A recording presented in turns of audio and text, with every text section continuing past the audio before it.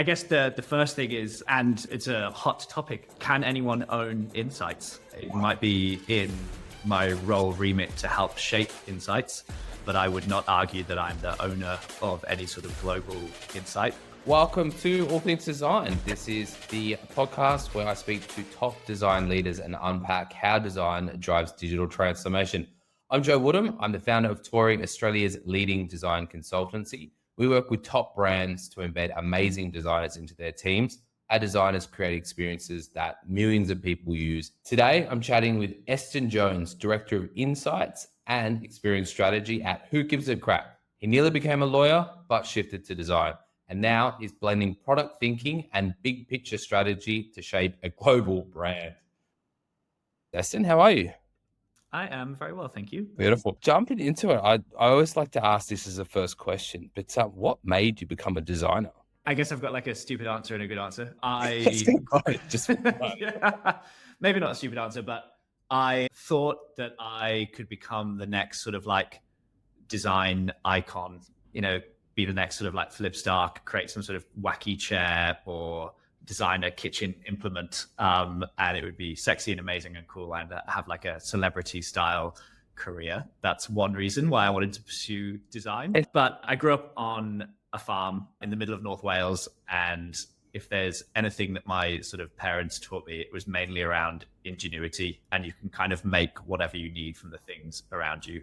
So I've always had that sort of problem solving spark of trying to figure out how things go together, plus a bit of a creative streak. I wanted to be a lawyer, or I thought I wanted to be a lawyer. The careers tutor at school sort of convinced me into a design pathway, and I very quickly realized how actually some of those skills I had could be used for some sort of greater good. You're actually not the first designer who wanted to become a lawyer that I've spoken to in very recent history. So there is a lot of transferable skills there, but are you quite happy that you made that transition from potentially being a lawyer to now being a designer? Oh, absolutely. I'm not a studious person. I am not one that's going to sit down and write and read heaps. I'm much more interactive and hands-on, I guess. And I feel like that's not necessarily the life of a lawyer. I much prefer the variability, I guess, of a design career. Yeah. And I'm just trying to think of like being a lawyer suited up in court arguing. It doesn't seem like fun, does it? Nope, not at all. My partner's a lawyer, so I get to absorb it from that perspective, I suppose. If you're enjoying today's video, please make sure you hit subscribe and give us a like so other people like yourself can find the video and get some value from it. Wow. That's interesting that you ended up with a lawyer. Now let's jump into it. So you're keen to sort of unpack a bit more about your role at Who Gives a Crap and the strategy behind what you're doing, because that's where you've moved into more of a strategy-based role rather than a head of design. So can we unpack that? Yeah, for sure. It's super exciting. I think there aren't too many places that are attempting to make that kind of move in the place that Who Gives a Crap are at in their journey. So yeah, I spent a lot of time working within the product design space, looking after their digital ecosystem. In that role, you could kind of see all these opportunities around utilizing sort of design thinking outside of that design bubble of product design. And the business themselves were looking at ways to sort of bring strategies together to continue to push to be customer centric, and maybe not quite sure how to connect the dots between those things. So the role that I've moved into is really to sort of bring design thinking, research, sort of strategic insight creation together to try and sort of create or wrap the strategies that we sort of push through the business with a good customer centered lens, but also knowing that we're bringing in sort of like a design methodology to how we solve those things. So it's not sort of jump to the quickest answer. There's a bit of thought and process going into those experiences. So that's really cool. So you've moved from, I guess, the design phase where you've got strategy and vision that feeds down into design. So now you're the strategic design phase that feeds into the strategy and then down into the actual design, product design. Is that how? Trying to.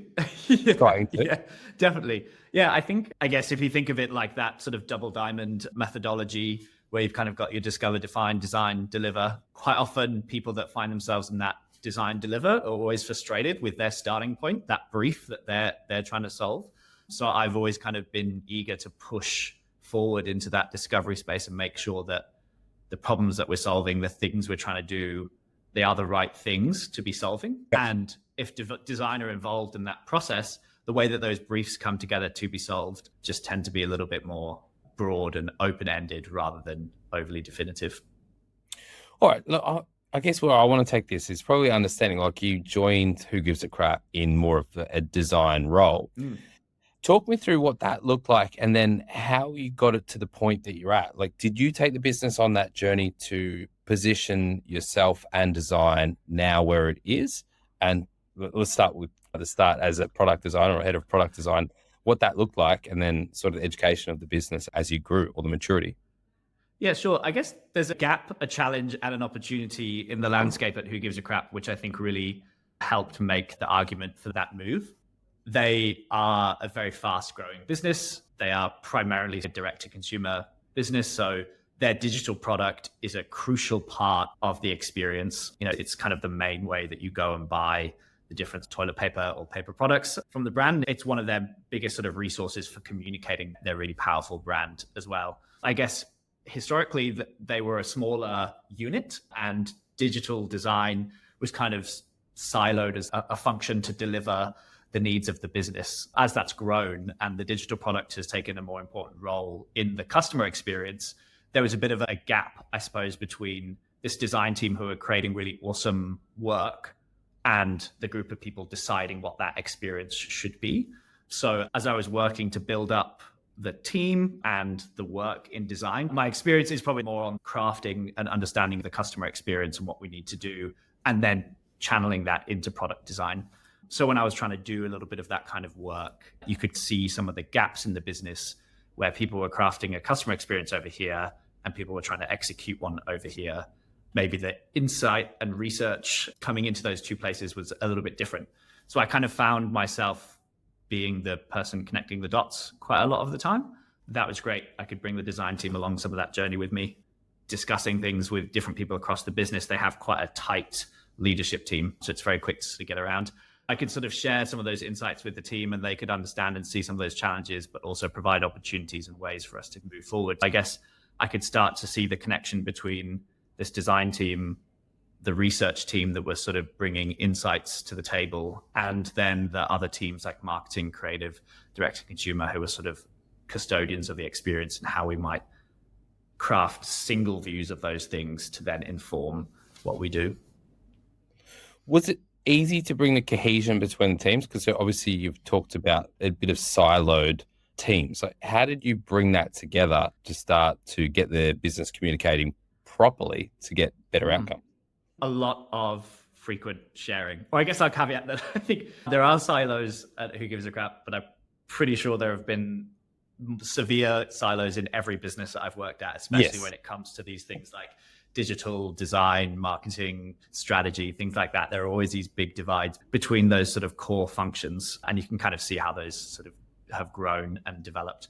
But I think one approach is to try and bring as many people along the ride with you as possible. So we did a lot of sharing experience concepts and things like that with wider teams quite a lot. So we set up a load of different rituals around showcasing quick concepts, doing little design challenges and bringing those out to the team. When we were doing UX testing, we were sort of sharing little clips. And this is kind of stuff that we would do as design teams, not just when I was working at Who Gives a Crap, but elsewhere as well. So I think that comms piece is really important to help understand and share what that design process looks like and how designers include the customer when they're thinking of their experience. And then providing forums to share and understand different ideas. That was another way. So sort of being the people to own the space where we talk cross-functionally about customer needs and customer experience. I think that was a really important part of that too. What are some of the wins that you saw, like obviously bringing the teams together and being able to communicate the way that you did to show them the thought or the process that you guys were going through? Like, what were some of the wins that the business saw off the back of that? I think a bit more cohesion. I think there's definitely sort of signs of a lot more cohesion across what we're all trying to do and why we're doing it.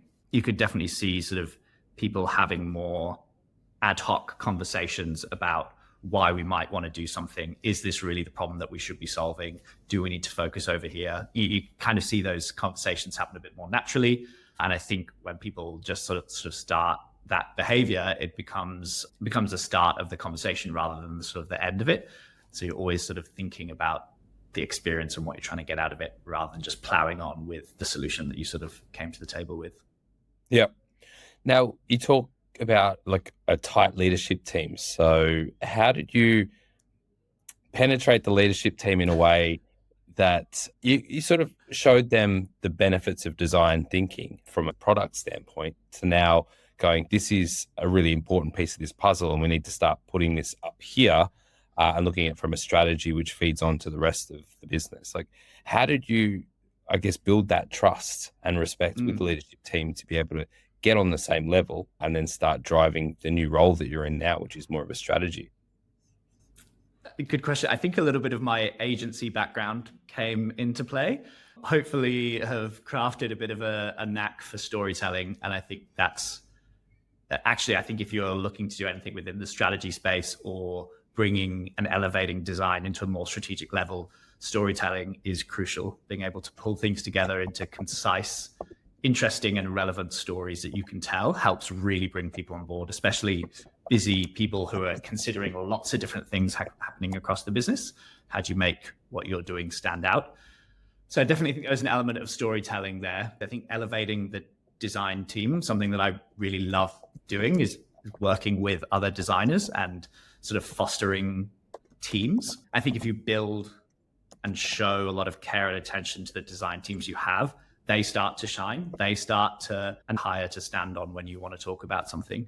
So I think that's a really important part of the equation. And then kind of the rest of it just kind of feels like anything you do in a typical sort of discovery, design, research piece. Basically jump in, do the desk research, just speak to different stakeholders, interview people, start to build a bit of a pointed story about what you want to do, something that is evidence-based, so that when you share that with the leadership team, they go, this just makes sense, and they can't really argue with it. I like it. Look, I want to unpack that a bit more. So you mentioned storytelling and sort of the art of storytelling, especially when it gets to execs. So being very precise in what you're talking through. Is there anything that you've done to improve your skills around storytelling? Because I think once you climb that the design leadership ladder, it becomes a very big part of the role, right? And you have to be able to communicate to so many different audiences. So what have you done on your journey to become a better storyteller? There's I've done heaps, but there's so much left to try and figure out as well. I'm definitely a bit of a waffler. So it is definitely a learned skill to try and be concise. I think there are a couple of absolutely practice. Any opportunity to talk and share is really important. It could be really small, sort of peer-to-peer. It could be casual, informal sharebacks, or just putting your hand up to speak at different events or to sort of own different parts of project playbacks. I think the more you can just speak, the more you'll realize when people listen and when they tune out, and developing that intuition about what's happening really helps you figure out, this is how I need to frame this thing for those people. I think another part of it is learning to listen when you're gathering all of the inputs that you want. And I pretty much start everything with 1,000 pages. What are all the different things I want to say and why? And then you look at that 1,000-page deck and you go, okay, that's outrageous. What does this mean? And I just kind of iteratively work through it. I found that process really helps me. Probably can't speak for more than 10, 20 minutes before sort of starting to lose people. So how do I turn this 1,000-slide thing into something a lot less? Another trick that I've been using a little bit and working a lot with teams is getting people to pitch PechaKuchas or utilize sort of like a PechaKucha format. Don't quote me, but I believe it was a group of architects that created this concept. It sort of translates roughly to chit chat. The idea is architecture firms are apparently really famous for very long, overly detailed presentations that go on far too long and always run over time. So a group of architects wanted to change that, created this idea that you have slides on a timer and you're not allowed to have any words on the slides. So it's 20 slides, 20 seconds, you can tell whatever story you want, but those slides are going to change. And you have to kind of match your pace and the story that you're trying to tell to those slides. So I've been playing around with that a lot. It's a really great way to test how simple you can make something, because you have to remember what story you're telling and the pace as well. So it's kind of like simplicity and conciseness. I like it. Come together. Look, I've sat through lots of presentations, and I feel like when you've got one that's just slides that are like visual elements, the person just talks a lot more freely. But when it's got text on it, they try and read the text and then kind of add their own story to it. So it makes it not very like smooth. It's not very easy to follow. I love the style. I'm going to look at it. It definitely helps.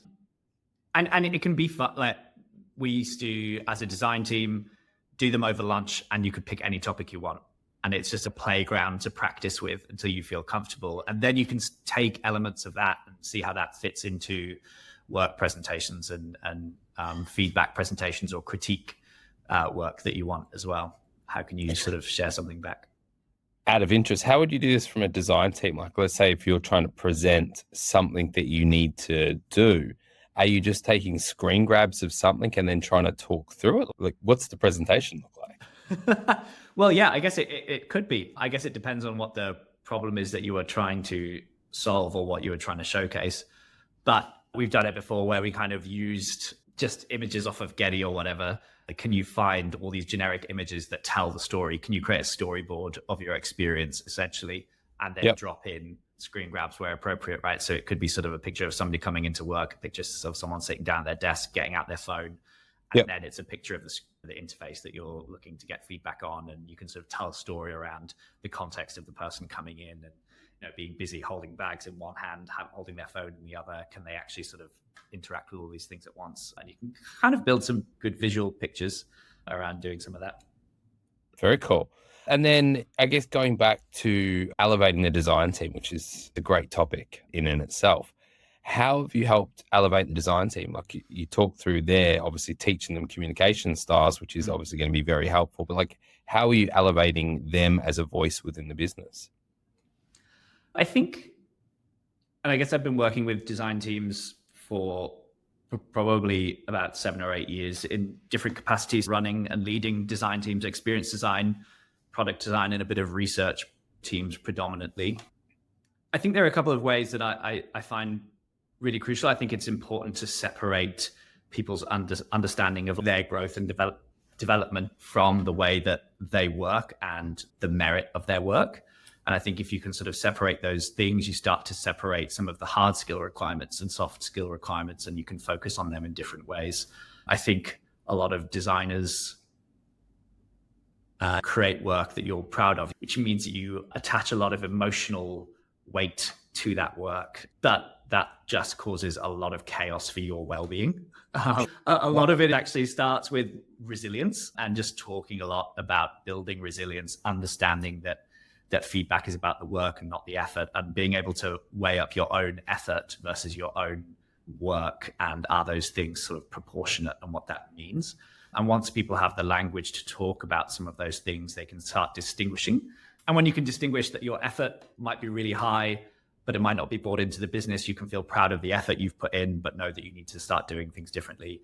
And that boundary, I think, or that distance from the work, allows people to communicate a lot better. And I think that's a part of elevating the design team, is getting them to think sort of a little bit more critically about their work, but without the impact to their well-being and, I guess, care for the work.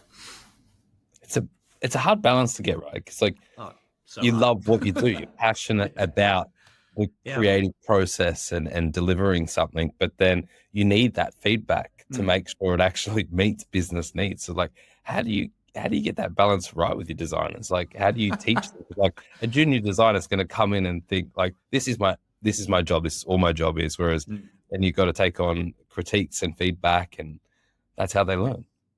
It is a really hard, very fine line. Things that I like to do, which I hope help, is really separate discussions about those different things. So setting up conversations to talk about you and how you're doing and what you want to do, and then setting up conversations about critique and feedback of the work, and separating those sort of things around what you're hoping to get, so that when we're talking about you in our one-to-ones, we're talking about you and how you're feeling and doing. And then when we're in a critique, we're literally just talking about the work. Those conversations just get lumped into one. So it's like, how are you doing? How's the work? And that immediately builds that relationship between those two things that is really hard to undo. So I think building that separation is a really good place. Also setting really clear upfront expectations or agendas. So when we run design critiques, try and run them quite formally, like building out a bit of a run through of it, assigning roles to people.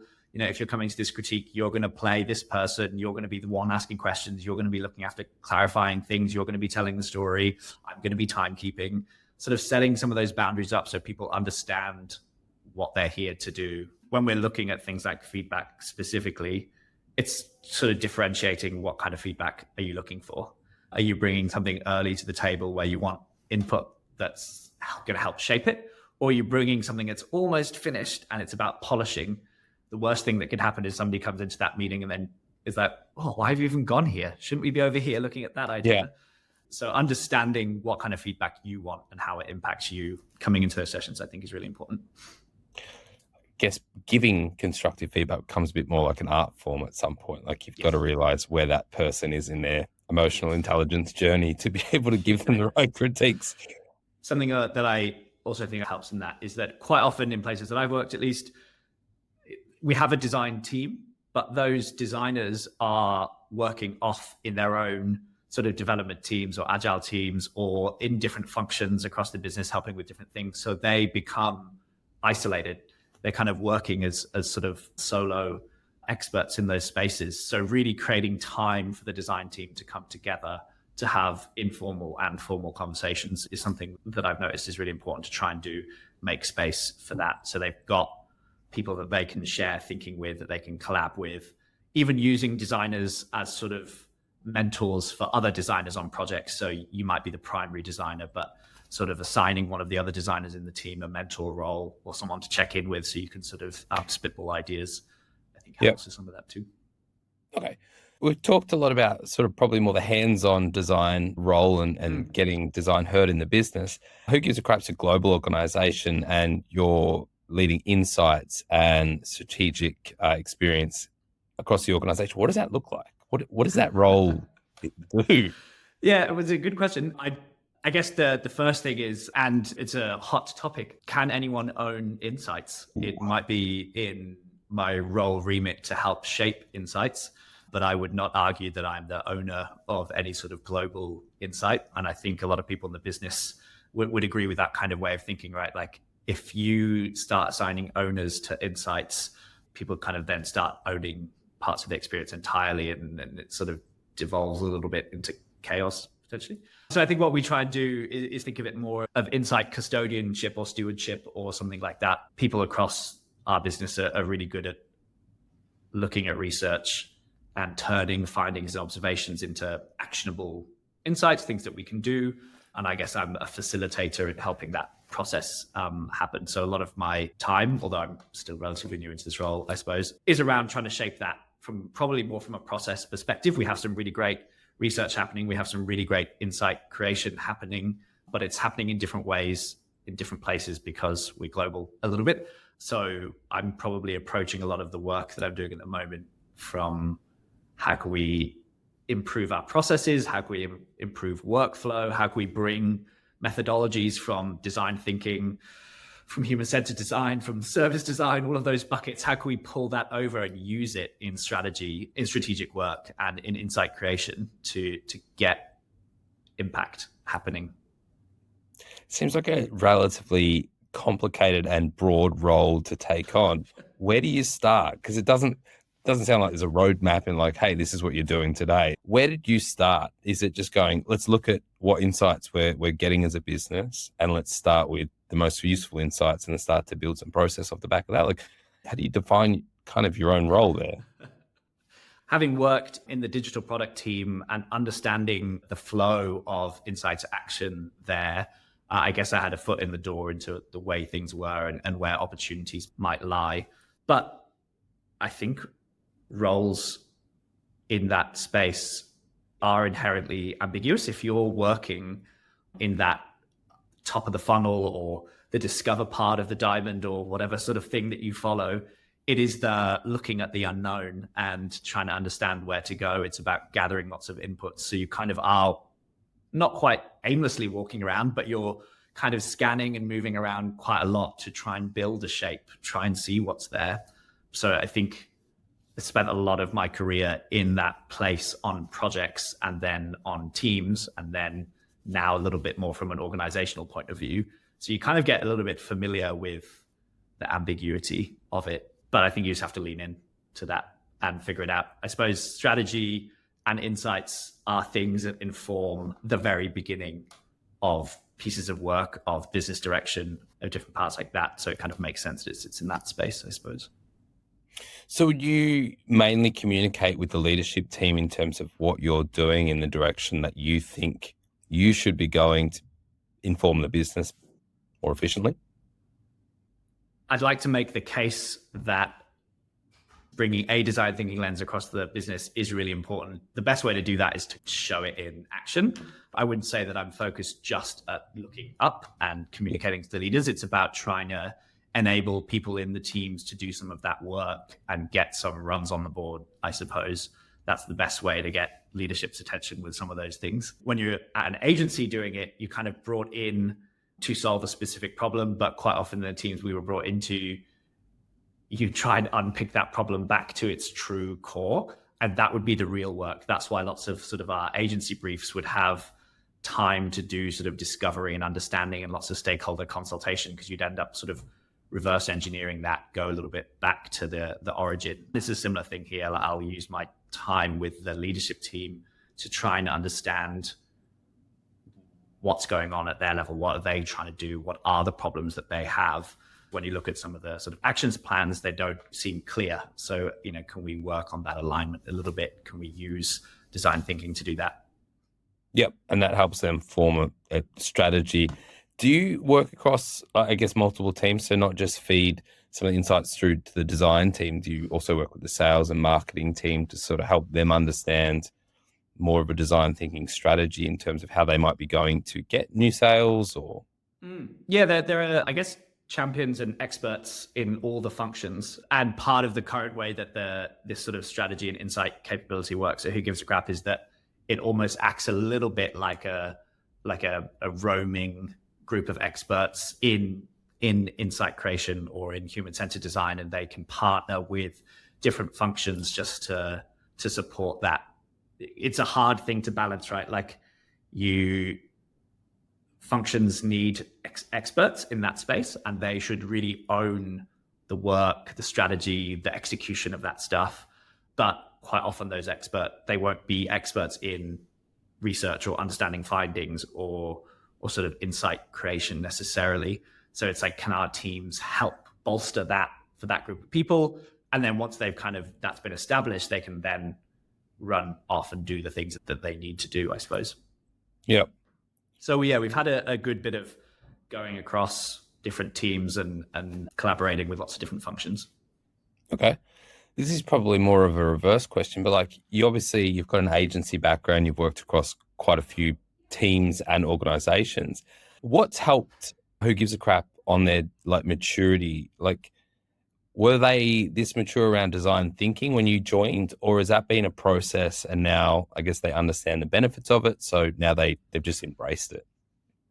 I think there have been sparks of it at Who Gives a Crap forever. Like, I think it's always been there. I think maybe what's unusual or different about Who Gives a Crap is the scale or pace of growth of the shape of that business. And it's that sort of one of moving from like a startup to a fully fledged business. Things accelerate pretty quickly. So how do you keep design thinking at the center of it when you need to grow really fast and bring lots of different people in to sort of look after the business in different ways? So I don't think my job's been about bringing design thinking in. It's probably just about reconnecting some of the places where it's sort of lost its spark a little bit. I guess. What's the biggest challenge that you've faced keeping that spark in an organization that's growing at scale or pace? Probably that, and I think I've experienced it not just at Who Gives a Crap, but with lots of our sort of larger clients that I have worked with. It's the sort of urgency for action versus time sitting in the thinking space or sitting with that research, those findings. You've got to be comfortable there, but everyone, people have targets to meet, people have objectives to hit, things you've got to do. There's teams relying on work coming through the pipeline. No matter what kind of business you're in, there's always this sort of pressure at the end to be delivering things. But the beginning of a process, or especially from a design thinking point of view, is basically to sit with things, to learn and gather and understand, and to translate findings and observations into insights, not just we found a thing, let's do it. Like that process is messy. It's like a jumble that just goes around in a big squiggle and then slowly it makes sense, right? There almost isn't a process for it. So everywhere I've worked, it's hard to explain the value of that. The only way that you can really show it is once it's happened. You go, this worked really well because we carved out the space to think. It's really hard to sort of sell that in up front. For sure. It's such a common conversation that I have. And it is like, there's so many good stats out there from like Harvard Business Review and McKinsey and Co. in terms of companies that actually do invest, like the success rate of projects is like 70% more fruitful at the end of the day. So it's like, how do you still carve out that time? Because it is like in a lot of companies that move really fast, right? Going, hey, we need 2 weeks to do this and really understand the problem before you start building something, or longer, whatever. But like, how do you communicate that back? Like, I think it's easy once you've probably proven yourself a few times, but at the start, and when it's an urgent problem, how do you go, no, we need to take time here. It will shorten the time at the end of the day, but I guess there are a couple of different, like, one thing that I'm always lobbying for when you're on the sort of the delivery end of a design team is to get that team involved earlier up in the process. So every time we do something, we're not just here to execute. Let us help shape briefs. Let us help do that work.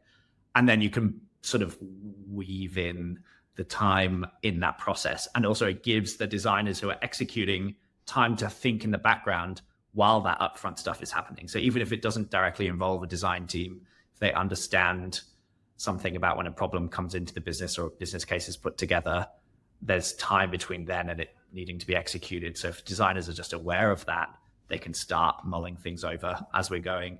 I guess the other way to argue for it, I guess there are lots of different methodologies out there. You can be a lot more lean. You can sort of run a bit more of an iterative process, start with something. But you can quite often see as you move through a project like that, or ones where you haven't even been able to do that, you'll get to places where there are too many decisions to make and no clear path forward. And everyone kind of goes, damn, I wish we'd thought about, like, why did we get to this point? And I guess playing the bad guy in the room that kind of says, oh, well, actually, if we think about these things, we can do that. Or we can sort of create a bit of a strategy that helps focus our decision making.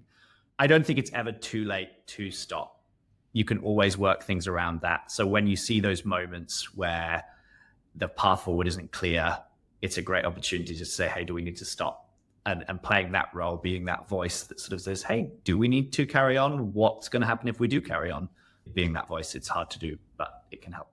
It's definitely a lot cheaper to do that when it's just some designers doing the discovery phase rather than an entire product team who are all engaged in the product. All right, we might need to slow this down. Let's take a step back and do some discovery work. So sure, the other way is a bit better. It's been an absolute pleasure chatting today. I've learned so much and I really appreciate your time. If anyone wants to connect offline, it's the best way to reach out to you via LinkedIn and send you a message. Yep, absolutely. Amazing. Once again, absolute pleasure. Great conversation. No worries. Thank you very much.